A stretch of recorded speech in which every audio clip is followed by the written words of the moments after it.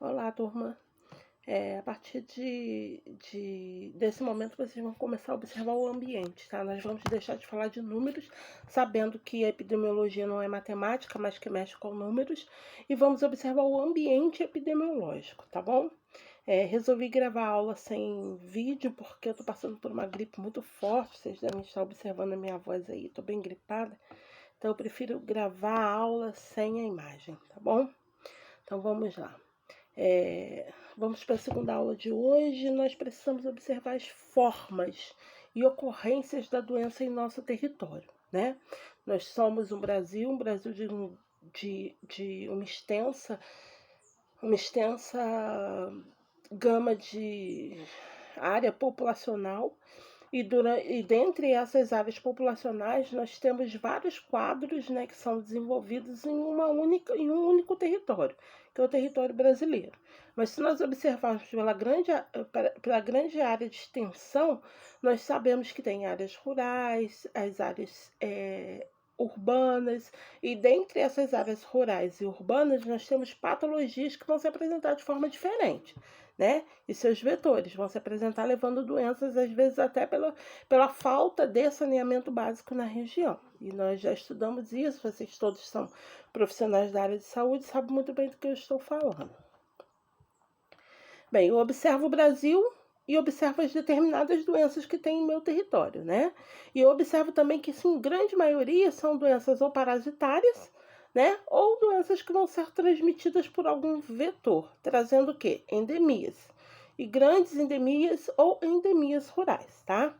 Essas doenças, elas podem ser apresentadas ou conhecidas como a malária, a febre amarela, esquistossomoses, leishmanioses, entre outras, né? Entre outras espécies e doenças que são espalhadas por vetores, tá? E elas são predominantemente rurais, tá? A maior parte das endemias, elas acontecem em territórios rurais. Isso vai constituir, claro, uma preocupação central, né? Se levando à visão da saúde pública brasileira. Isso se estende aí por um período de um século, né? E eu tenho diversos vetores, notadamente e também na área urbana, né? E isso vai acabar trazendo a razão, a existência, a minha grande gama de preocupação com esses vetores, tanto para a área rural quanto para a área urbana. Vão se apresentar de uma forma diferente, porque eu tenho mais precariedade nas áreas rurais, e menos precariedade, não total segurança, nas áreas urbanas, tá? E aí eu observo muitas coisas acontecendo, o Brasil de enorme extensão territorial, uma população bem volumosa também, pessoas de várias culturas e estilos de vida, prefeituras fazendo seu papel, prefeituras não fazendo seu papel, trazendo doenças de inúmeras formas para a população. Então, eu preciso saber quais são os tipos, quais são as formas e as ocorrências que trazem esse tipo de patologia ou esse tipo de doença. Primeira causa seria a causa física, né? Professor, o que seria uma causa física para a doença? Seria causada por materiais que podem trazer algum tipo de lesão ou machucar o indivíduo. Que materiais são esses? Cabelo, caco de vidro, pedra, prego, grampos, anzóis, adornos, todos esses materiais, eles podem trazer lesões, e esses materiais contaminados, eles vão trazer uma contaminação direta para o indivíduo, ok? Agora, a contaminação química. Quem é essa contaminação química? Ela vai ser causada por materiais que vão poder causar doenças ou matar, como os pesticidas, que os pesticidas estão dentro do ambiente domiciliar, né? As pessoas não têm tanto cuidado, eles podem até matar, tá? aditivos alimentares, substâncias hormonais, metais pesados, produtos de limpeza, agrotóxicos e sanitizantes. Todos esses têm um potencial de contaminação muito grande que pode levar o indivíduo a óbito. E aí eu venho com a contaminação biológica. Quando eu falo em biológico, eu penso logo diretamente às células, a minha cabeça já traz ao corpo humano, né? Então ele vai ser causado pela presença de quê? Bactérias, micro-organismos indesejáveis. Eles podem ser consumidos através de alimentos e trazer alguma intoxicação alimentar ou matar, tá? Pode trazer a intoxicação e seguir de morte, né?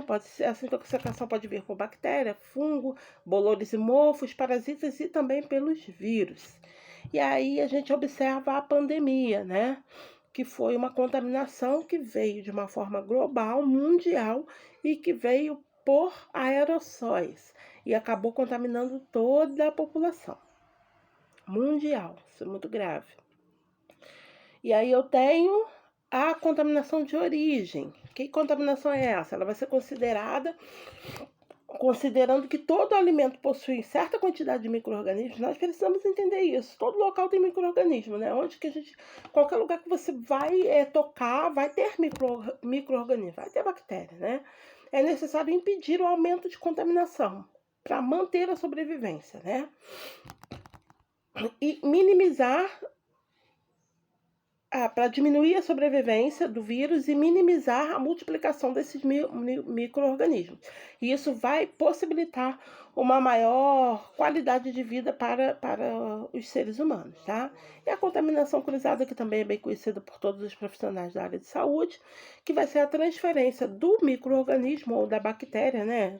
De qualquer bactéria, vírus, do micro-organismo de um alimento ou de uma superfície para um outro alimento através de utensílios, equipamentos ou pelas próprias mãos, né, por manipular. Então, essa seria a contaminação cruzada. Então, esses são os tipos ou formas de contaminação por micro-organismos em contaminação encontradas que podem trazer adoecimento e morte à população. E aí nós precisamos entender o que seria um surto. O surto ele vai acontecer, gente, a gente precisa ter isso tudo muito bem na nossa cabeça. Primeiro, entender. Vou parar aqui antes de eu continuar explicando os tipos de adoecimentos. Eu vou falar com vocês sobre toda essa parte de micro-organismos. Nós precisamos entender uma coisa. Os micro-organismos, eles estão presentes em todos os lugares, né? E nós sabemos o potencial que os micro-organismos têm de adoecer o indivíduo. Então, o que nós devemos aprender com tudo isso que nós estamos vivendo no momento? Que a prevenção e as precauções de cuidado ou de contato, do jeito que você queira falar, elas são de suma importância para a manutenção da vida do ser humano nessa terra. Então, nós sabemos que os micro-organismos eles existem muito antes da presença do ser humano. Então, eles conhecem muito bem todo esse habitat, eles sabem escanear, eles sabem se multiplicar, eles sabem se defender do ser humano. E nós, como seres inteligentes, devemos pegar todas essas precauções que estão cansadas de ser faladas aí nas mídias, e vocês vão observar coisas hoje aqui que já foram muito faladas e que agora caiu no esquecimento por causa da Covid. E falar também novamente da Covid, né? Que são as precauções de contato ou as precauções de cuidado contra tal patologia, tá bom? Então, os micro-organismos, eles vão ser de suma importância para o desenvolvimento de certas patologias, para se criar um surto, para se criar uma pandemia, para se criar uma endemia. Então, nós seres humanos, devemos levar todos os ensinamentos à risca para evitar com que nós perdemos essa luta contra o vírus, tá bom? Então, vamos entender agora o que é um surto. Primeiro, o surto ele vai acontecer quando eu tenho um aumento do número de casos de determinada doença em uma região específica. Então, vamos imaginar que Macaé tem um aumento de um surto de dengue em Macaé. Então, eu tenho um número aumentado, inesperado, de repente, eu tenho um número aumentado de casos dentro de Macaé. Eu vou ter o quê? Um surto. É uma região específica, é Macaé, ok? Em algumas cidades, a dengue, por exemplo, é tratada como surto e não como uma epidemia, pois acontece em regiões específicas como um bairro.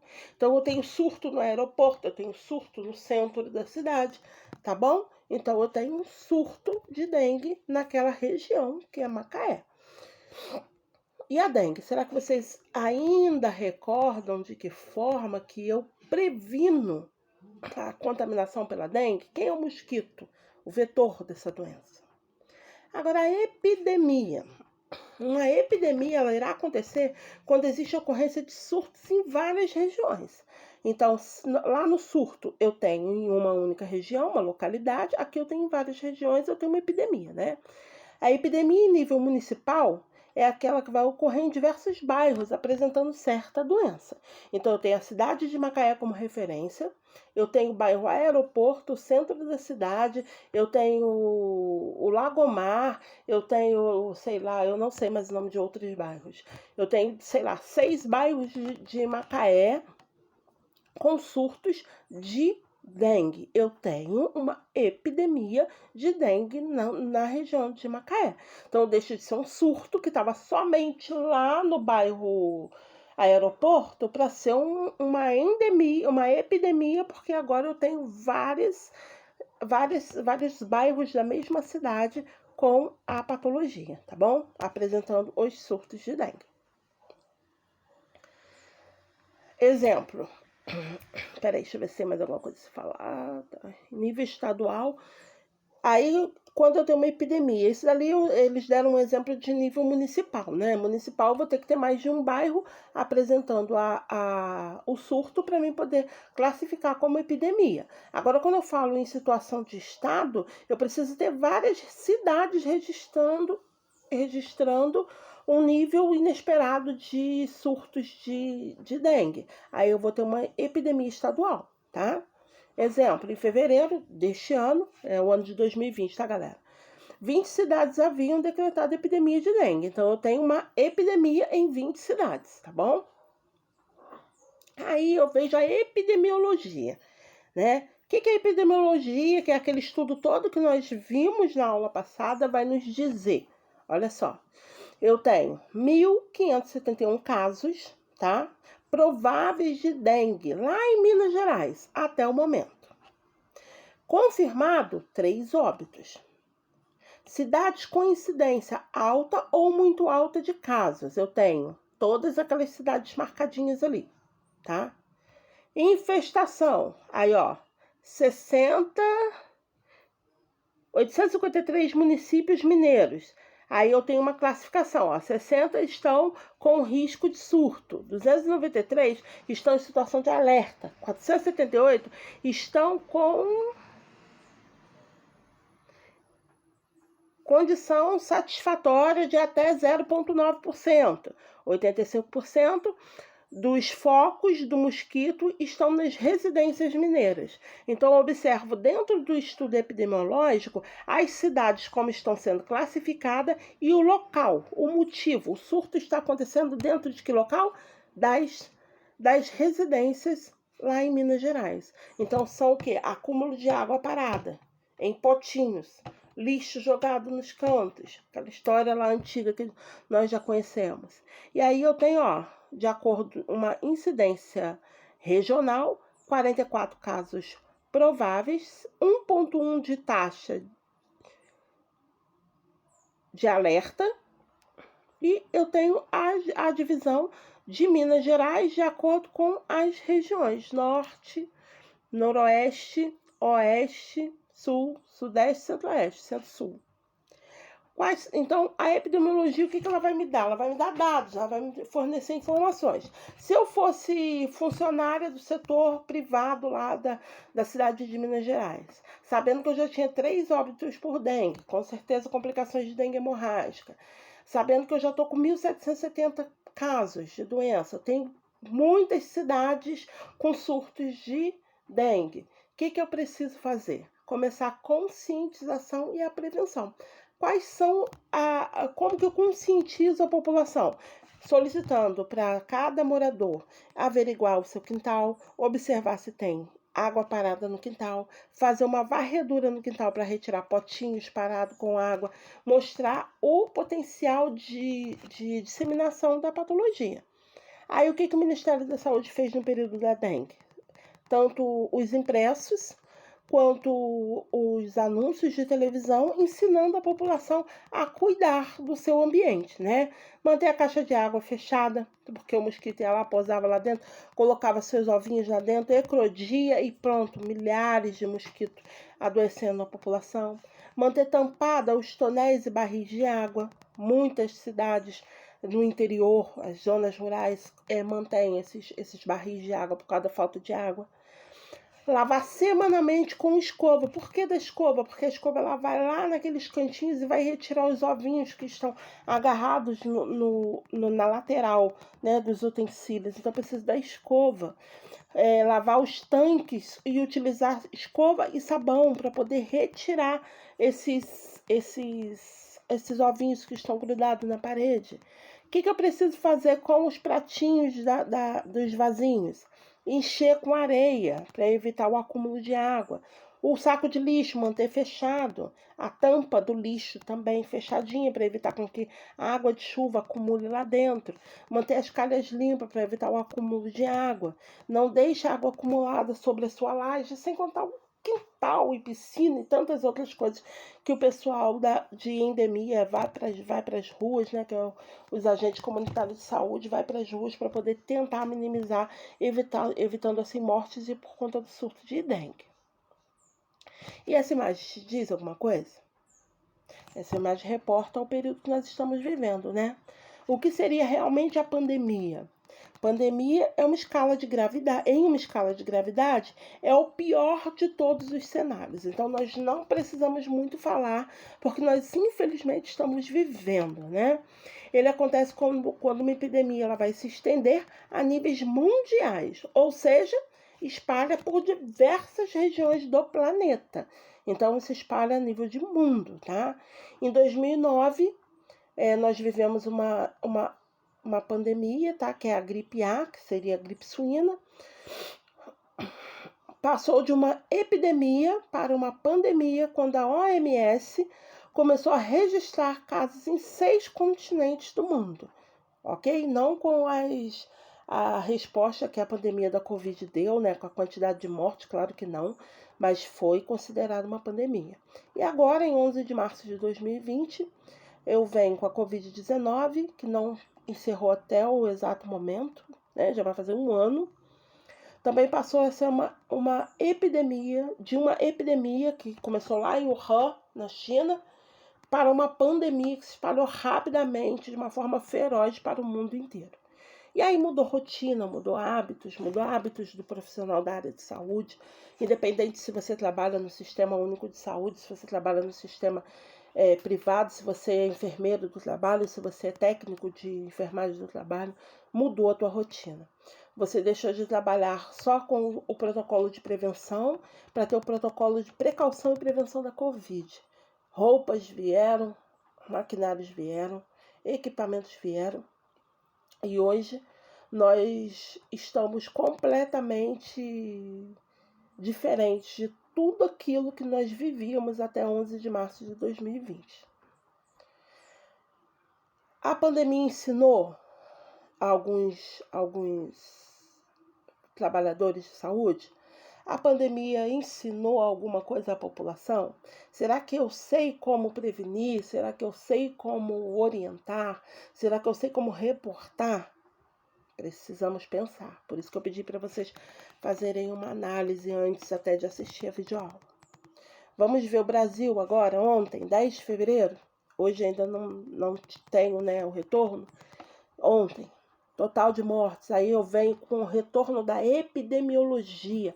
Esse retorno da epidemiologia, ele não vem só para o SUS, ele vem para todos os setores, tá? para o setor privado, para os enfermeiros de trabalho, para os enfermeiros da linha de frente da Covid, para os enfermeiros que estão trabalhando no setor secundário, para todos os profissionais da área de saúde, para toda a população. Total de mortes, 234.945 pessoas. Registro de mortes total em 24 horas, infelizmente, ainda 1.357 óbitos. E a gente ouve pessoas falando que está acabando. Vamos lá.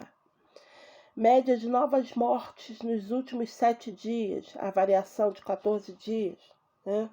Você ouve direto falando na televisão, que eles fazem uma variante, né, por conta dos finais de semana, que todas as secretarias fecham as portas, aí os municípios não conseguem reportar as mortes do final de semana, chega na segunda-feira aquele monte de morte que dá um desequilíbrio. O que eles fizeram? Centralizaram uma média móvel de mortes durante o período de 7 dias. E aí eu tenho 1.050 pessoas morrendo todos os dias. Total de casos confirmado, 9.662.305 casos. Registro de casos confirmados a cada 24 horas, mais de 60 mil casos. Média de novos casos nos últimos 7 dias, 46 mil novos casos. Precauções em meio à pandemia. Começou lá no início, aí você imagina, hoje isso aqui já está saturado, mesmo assim a gente vai conversar um pouco sobre isso. Está saturado, tá, beleza, mas a população tá nem aí.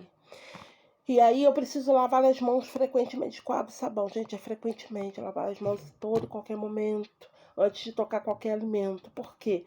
De repente esse alimento ele vem sujo de dentro do mercado, dentro da sua casa, já pegou Covid?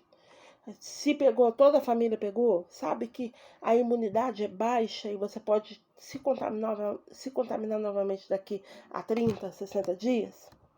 Utilizar o álcool 70%, tá bom?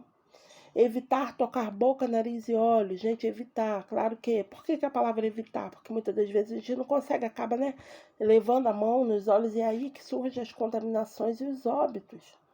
Evitar o contato com pessoas doentes. Evitar porque nunca se sabe, existem os assintomáticos. Então, eu preciso evitar todas as pessoas, tá? Ficar em casa quando não estiver bem, tá com sintomas de gripe, não sabe o que está acontecendo. Ficar em casa, distanciamento domiciliar. Cobrir boca, nariz e boca, ao tossir, espirrar, com lenço de papel ou jogar esse lencinho e jogar o lencinho no lixo. Gente, isso é coisa muito séria. Esses dias, até antes de eu ficar gripada do jeito que eu tô, eu saí com a minha filha, fui no mercado, quando eu passei, a senhora espirrou, virou pro lado, espirrou em cima de mim. Então, assim, isso hoje em dia já era para ser protocolo, né? Mas não era. E hoje em dia as pessoas ainda não têm consciência de nada, fazem as coisas sem nenhum tipo de responsabilidade. Nós somos disseminadores de conhecimento, precisamos levar essas coisas a sério, né? Limpar e desinfetar todos os objetos tocados com frequência, sempre. E o que seria endemia? Endemia não vai estar relacionada a uma questão de quantidade, tá? Endemia não tem nada a ver com quantidade. Ela vai estar direcionada a uma doença que vai se manifestar com frequência e somente em determinada região, tá? Ou uma região, uma situação de causa local. A febre amarela seria um exemplo, tá? Ela vai ser considerada uma doença endêmica da região norte do Brasil. Você encontra muitas pessoas adoecendo de febre amarela na região norte do Brasil. Olha quem é o vetor da febre amarela, olha o bonito aí. O mesmo mosquito que transmite a dengue, tá? O que acontece? A pessoa tem dor de cabeça, náuseas e os olhos ficam amarelados. Aparece a icterícia. Aos sintomas, calafrios, dor de cabeça intensa, dores no corpo, espirros, náuseas e vômitos, fadiga e fraqueza, febre alta, icterícia, hemorragia, início súbito de uma febre. Esses são os sintomas da febre amarela. E ficamos por aí. Então, hoje já entendemos já como acontece o adoecimento por vetores. Entendemos que os micro-organismos são os responsáveis por essa contaminação. Compreendemos também a diferença entre surto, endemia, epidemia. Entendemos também a importância dos dados epidemiológicos e entendemos também que, em cima de todos esses dados que são nos fornecidos, nós conseguimos criar estratégias de prevenção no local onde eu trabalho, tá bom? E aí nós vamos fazer uma atividade daqui a pouco, que eu vou passar lá na plataforma, e eu preciso que vocês compreendam uma coisa. Como que as empresas estão lidando em meio à Covid? Eu te digo que existe setor de monitoramento de saúde dentro das empresas. Existe monitoramento para casos positivos, existe monitoramento para casos positivos sintomáticos com sintomas da Covid, positivos assintomáticos sem os sintomas da Covid. Casos suspeitos da Covid, existe monitoramento. Quando esse colaborador desse ramo offshore desembarca, ele fica distanciado da sua família, muitas das vezes isolado em hotéis, quem tem essa proximidade, sabe? E isso tudo foi um planejamento que foi realizado assim em meio ao nada, né? Porque ninguém esperava uma situação dessa magnitude. E aí precisou-se criar os protocolos, contratar-se profissionais, colocar profissionais escalados em setores para poder começar os planejamentos e cuidados para evitar o quê? A morte, né? Todo mundo aqui conheceu ou infelizmente já perdeu alguém para essa pandemia.